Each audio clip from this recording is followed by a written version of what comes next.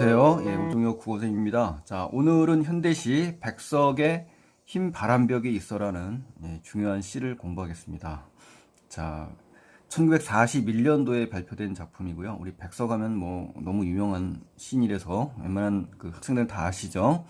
자, 그래서 여기서 핵심적인 소재는 이제 바람벽입니다. 이 바람벽, 그것도 또 하얀색이에요. 그쵸? 그 흰 바람벽을 이제 바라보는 시적 화자의 모습이 나올 텐데요. 그 시를 이제 공부를 하겠습니다. 그래서 41년도에 이제 백석이 만주에서요, 측량 보조원 또는 측량 서기, 소작인 등으로 이제 일을 했었습니다. 그리고 어렵게 이제 생계를 이어갈 때 발표한 작품이고요. 고향을 떠나서 이제 겪는 이 지독한 가난, 그리고 외로움, 그 속에서도 시인으로서의 어떤 자존심을 잃지 않으려는 그러한 의지가 엿보이는 그러한 작품입니다. 아셨죠? 예. 핵심 정리 가시겠습니다. 제재는 이제 타향에서의 고된 삶을 제재로 했고요. 이 주제는 이제 피폐한 현실, 그 삶 속에서 느끼는 이제 쓸쓸함, 그 다음에 외로움의 정서가 드러나고요. 이에 굴복하지 않으려는 화자의 삶의 의지가 돋보이는 작품입니다. 그래서 이 부분을 놓치면 안 되겠죠. 자, 그리고 성격은 이제 회고적입니다. 이제 지난 과거를 떠올리는 회상하는 장면이 나오고요.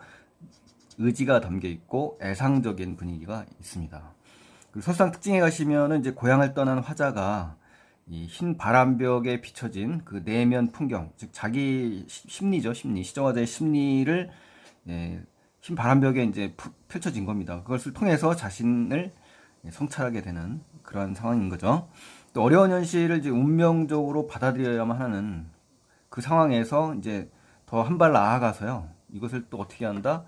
극복하려는 의지를 엿보인다. 자, 이런 의미에서 이 시가 의의가 있는 거죠.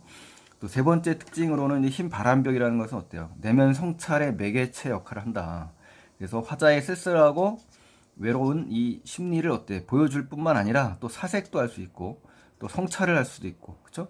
또 자신의 삶의 의미를 되돌아보는 그러한 시간이 될 수도 있고, 또 앞으로 미래의 삶의 자세를 또 한번 다지게 하는 그러한 기능을 하는 겁니다. 그래서 흰 바람벽이라는 이 소재의 기능을 반드시 기억을 하셔야 되겠죠. 자, 그 다음에 이제 부정적인 현실이지만 그 속에서도 이제 고결함, 이것만을 잃지 않으려는 삶의 자세가 잘 드러납니다. 그래서 고결이라는 말을 꼭 기억하시고요. 또 추상적인 대상을 감각적으로 형상화합니다. 이것을 형상화라는 의미인데요. 형상화라는 말을 꼭 기억하시고 효과를 높인다. 즉 여기 보시면 생각에 헤매인다라든가 내 가슴은 슬픔으로 가득 찬다든가 이런 것들, 그렇죠? 가슴이라든가 생각이 눈에 보이지 않잖아요. 그렇죠? 이런 추상적인 대상을 감각적으로 형상화해서 드러낸다라는 얘기입니다. 또 유사한 통사 구조를 반복합니다. 그래서 리듬을 느끼게 하는데요. 예를 들어서 뭐 내 가난한 늙은 어머니가 있다. 내 가난한 늙은 어머니가 뭐뭐한 사람이 있다. 뭐 이런 식으로 통사 구조가 반복되면서 전체적으로 리듬을 주는 그런 효과를 얻고 있습니다. 또 시저화자의 의식의 흐름, 우리 의식의 흐름 하면은 소설로서 뭐가 떠오르시죠, 여러분? 오상원의 유해라든가 이상의 날개라든가 뭐 소설가 구보 씨의 일일이라든가 그렇죠? 이러한 작품들이 떠오르죠. 그래서 여기서도 시에서도 역시 화자의 의식의 흐름에 따라 시상을 전개하는 그러한 모습을 보입니다. 그래서 꼭 기억하시고요. 또 감각적 이미지를 활용해서 화자의 정서를 이제 구체화한다. 이게 이제 형상화라는 부분하고 같고요. 또 일제 강점기 유린되었던 우리 민족적 전통, 그렇죠. 우리 백석 씨의 가장 그 특징이 뭡니까? 민족적인 전통 문화가 많이 나오잖아요. 그렇죠? 그걸 수호하고자 하는 시인 백석의 의지, 바로 이런 것이 이제 백석 씨의 그 가장 큰 특징이고요. 그 노력이 담겨 있습니다. 그래서 백석 씨의 장점이 바로 이런 부분에 있다라는 걸 참고하시고요. 우리 시에서는 어떻습니까? 때, 그른이라든가 앞대, 개포, 이지막하여, 눈질, 바구짓꽃, 짝새, 뭐 이런 단어들이 굉장히 민족적이고 토착적인 정서가 가장 풍성하게 담겨 있는 시어들입니다. 그래서 고요와 방언을 많이 쓰는 그러한 작가로 알려져 있습니다. 자, 그 다음에 시저화자의 내면 인식, 그리고 삶을 성찰한 내용을 갖다가요, 흰 바람벽이라는 이 소재를 매개체로 해서 드러낸다. 자, 요거 다시 한번 강조합니다. 자, 그럼 이제 내용을 한번 보겠습니다. 자, 첫 번째 연에서는 이제 흰 바람벽에 비춰진 쓸쓸하고 애처로운 삶의 단면이 보입니다. 그래서 타향살이, 즉 객지의 좁은 방에서 흰 바람벽을 쳐다보면서 이제 외로움을 느끼는 겁니다. 한번 보실까요? 오늘 저녁 이 좁다란 방, 그렇죠? 이제 시간적 배경이 나왔고 공간적 배경이 나왔네요. 그래서 이 화자의 쓸쓸함을 훨씬 더 어때요? 부각하죠. 예, 그래서 그 흰바람 벽에 예, 중심 소재예요. 어쩐지 쓸쓸한 것만이 오고 간다. 쓸쓸하다는 말이 나왔는데요. 이것이 이제 전체 시의 주된 정서입니다. 그러니까 시간과 공간의 애상적인 분위기를 조성하는 부분이 바로 이 부분이에요. 이 흰바람 벽. 이 흰바람 벽은 이제 화자가 있는 공간이고요. 쓸쓸함을 환기하는 공간입니다. 그리고 화자의 내면을 보여주는 도구다. 이렇게 기억을 하시고요. 희미한 15척 전등이 지친 불빛을 내어 던진다. 자, 지치운을 갖다가 이제 감정이입이라고 합니다. 이 전등이라는 매개체, 즉 소재의 자기의 감정, 시청자의 감정이 지금 동일시되고 있습니다. 그래서 불빛을 내어 던지고 이 말의 의미는 시청자가 굉장히 초라하다는 겁니다. 그리고 힘이 없는, 뭐 맥이 없는 그런 처지, 무기력이라고 할까요? 예, 그러한 상황의 처지를 시각적으로 지금 구체화시키고 있는 부분입니다. 그리고 때 글은 때 묻은이죠. 때가 묻어 검게 된 이런 뜻이에요. 그래서 다 낡은 무명 셔츠, 그 화자의 가난한 처지를 나타냅니다. 물론 여기 나온 희미한 15축 전등도 역시 화자의 가난한 처지. 그 다음에 좁다란 방, 이것도 역시 화자의 가난한 처지가 나옵니다. 여기 정리가 돼 있으니까요. 예, 써놨으니까 확인하시고요. 어두운 그림자를 쉬고, 자, 어두운 그림자를 쉰다는 것은 외로운 십저과제의 내면을 얘기하는 겁니다. 그리고 달리단 따끈한 감주나 한 잔 먹고 싶다는 생각을 했다는 겁니다. 생각하는 동안요. 그러니까 화자가 정말 가난하고 외롭잖아요. 그 삶 속에서도 이제 소박한 소망 하나, 그쵸? 이걸 품고 있는 겁니다. 그래서 시적화자의 현재 정서와 상반된 이미지가 바로 이 부분이다. 달리단 따끈한 감주나 한 잔 먹고 싶다. 이 장면이 이제 그렇다는 거예요. 그래서 이 내라는 것은 뭐뭐 하는 동안이라는 뜻입니다. 그래서 어두운 그림자를 쉰다. 이것은 외로운 심리고요. 자, 이렇게 해서 정확하게 기억을 하시면 좋겠네요. 자, 그 다음에 이제 다음 페이지에 가시면 2연이 이제 이어지는데요. 2연에 보시면은 흰 바람벽에 비친 그리운 사람들이 이제 제시됩니다. 그래서 가난한 늙은 어머니라든가 사랑하는 어여쁜 사람, 아내겠죠. 그렇죠? 이런 모습들이 투영이 됩니다. 그래서 외로움의 감정을 어때요? 훨씬 더 부각하는 그런 효과를 갖고 있습니다. 자, 볼까요? 그런데라는 것은 이제 시상이라든가 장면이 전환된다는 얘기입니다.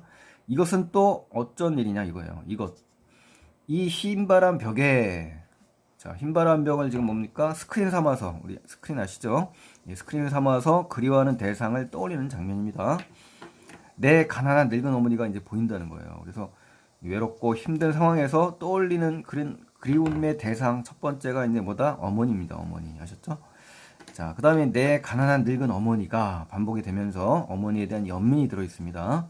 이렇게 시퍼러둥둥하니 추운 날. 자, 이 공간각적 표현이 나왔네요. 그렇죠? 촉각을 갖다가 시각화했죠. 그렇죠? 예.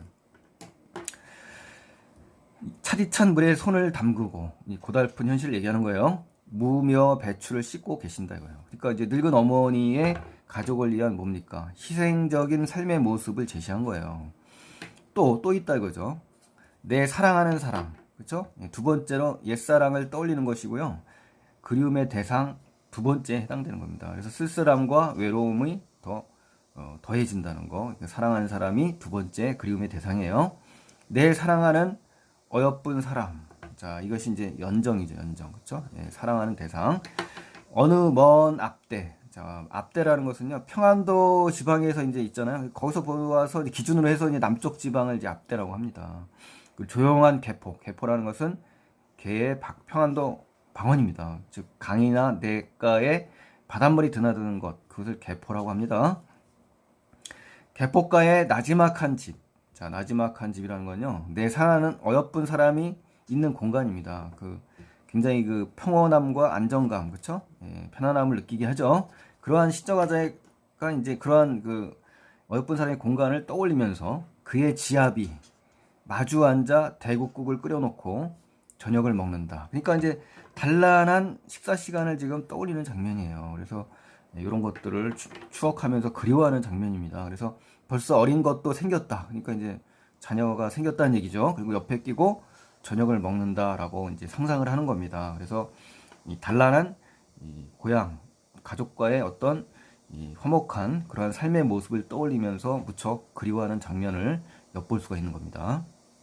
자, 이제 세 번째 보실까요? 세 번째 연에 가시면은 이제 흰 바람벽에 비춰진 내면 인식이 이제 드러납니다. 그러면서 운명론적으로 체념을 하고요. 그 체념 속에서도 고결한 삶의 의지를 버리지 않습니다. 자, 흰 바람벽을 보면서 자신의 운명을 떠올리는 장면 한번 보실까요? 그런데 또 한 번 이제 치상이 전환이 됩니다. 이지막 가야. 이지막이라는 것은 이즈음에 이르러를 얘기하는 거고요. 어느 사이엔가 이 흰바람 벽에는 이 말이죠. 내 쓸쓸한 얼굴. 주된 정서가 이 쓸쓸함이라고 했잖아요. 예, 또 나왔네요. 시적화자가 자신의 쓸쓸한 내면을 이제 완전히 인식을 한 거고요. 그 자신을 쳐다보면서 어때요? 이러한 글자들이 지나간다. 그러니까 실제 글자가 지나가는 건 아니지만 그걸 떠올리는 거예요. 화자의 내면 의식을 지금 제시하는 겁니다. 뭐라고 써 있냐면요. 나는 이 세상에서 가난하고 외롭고 높고. 자, 그래서 외롭다라는 건 이해되지만 여기서 높다라는 말이 새로 보이죠. 높고 쓸쓸하다. 그러니까 이 높다라는 의미에 좀 신경을 쓰셔서 보셔야 되고요. 태어났다 막 이렇게 나오는데 현재 자신 상황에 대해서 이제 운명론적으로 수용하는 장면입니다. 그래서 인식을 자기가 하고 있고요. 또 사랑과 슬픔 속에서 살아가야 하는 시적화자 자신의 운명을 수용하는 장면입니다. 그래서 여기 높다라는 표현은요, 이 뒤에 다시 한번 설명이 되겠습니다만 이것이 바로 고결한 삶의 의지를 놓고 있지 않다라는 겁니다. 외롭고 쓸쓸하지만 고결한 삶의 의지를 갖고 있는 겁니다. 이 높다는 말을 썼던 자체가요. 그래서 이 높다라는 의미를 그냥 무심코 넘기면 안 됩니다. 그리고 이 세상을 살아가는데 내 가슴은 너무도 많이 뜨거운 것으로 호젓한 매우 외롭고 쓸쓸한 것으로 사랑으로 슬픔으로 가득 차 있다. 뭐 이런 말을 하네요. 그렇죠? 그러니까 운명론적으로 이제 체념한 부분이 이제 주되고 거기서 고결한 삶의 의지는 들어 있다. 이렇게 기억하시면 되겠네요. 그리고 이렇게 접속어가 많이 나왔다라는 거, 자, 이 시의 특징입니다. 자, 네 번째 이제 마지막 연을 볼까요? 뭐니 뭐니 해도 마지막 연이 가장 중요하다라고 볼 수가 있죠. 꼭 기억하셔야 됩니다. 자, 자기 운명에 대한 긍정적 수용, 바로 이런 장면이 이제 이 시의 가장 중요한 점이죠. 그리고 자신의 처지에 대해서 극복 의지를 갖는다. 그렇죠? 아주 중요한 주제의식이 드러난 겁니다. 그리고 역시 접속으로 이어지죠. 이번에 나는 나를 위로하는 듯이, 그렇죠? 위로하는 듯이 나를 울력이라는 건요, 여러 사람이 힘으로 막 몰아붙이는 장면이에요.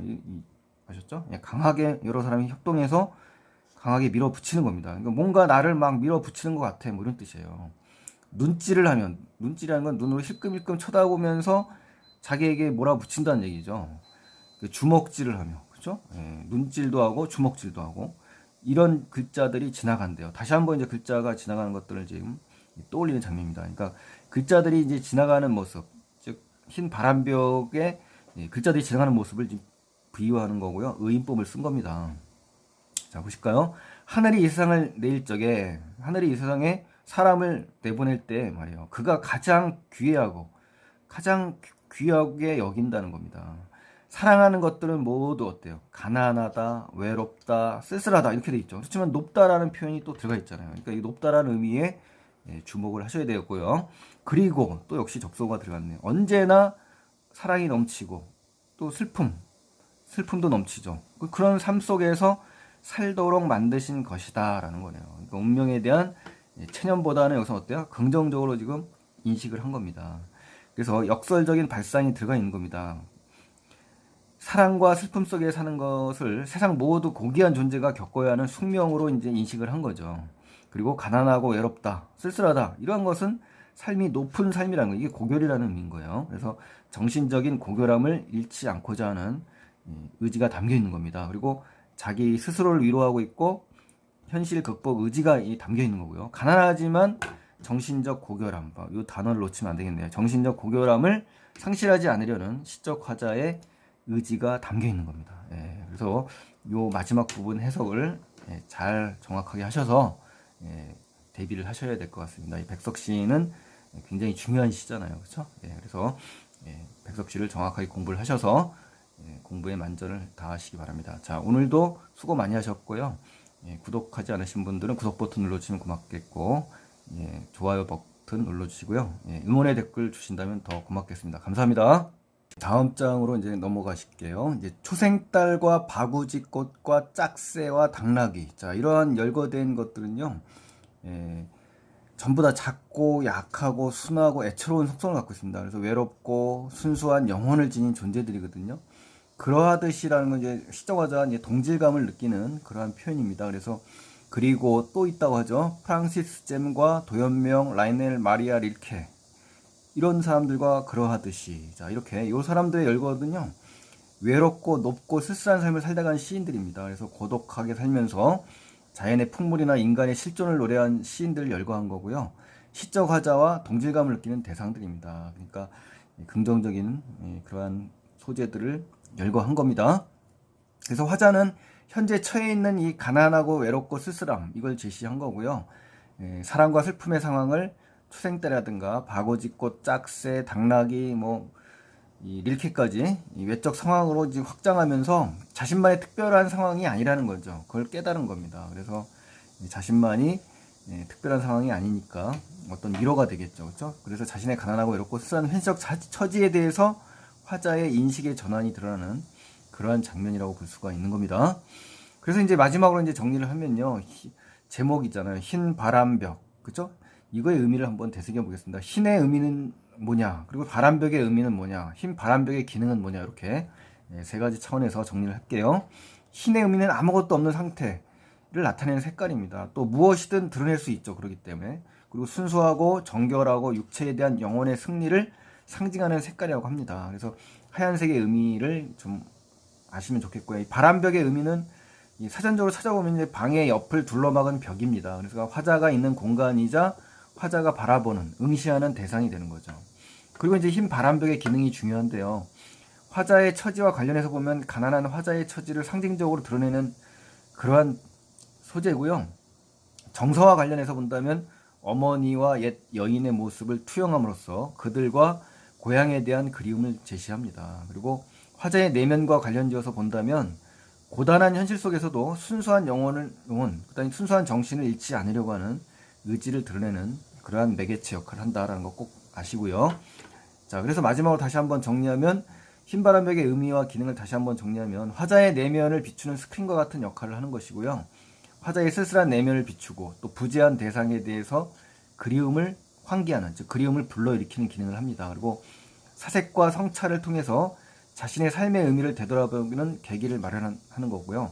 자아 성찰 매개체 기능인 거죠. 그 다음에 화자는 이를 통해서 외로운 자신의 삶을 위로하고 극복하려는 의지를 보이는 겁니다. 그래서 극복 의지를 반드시 알아두시고요.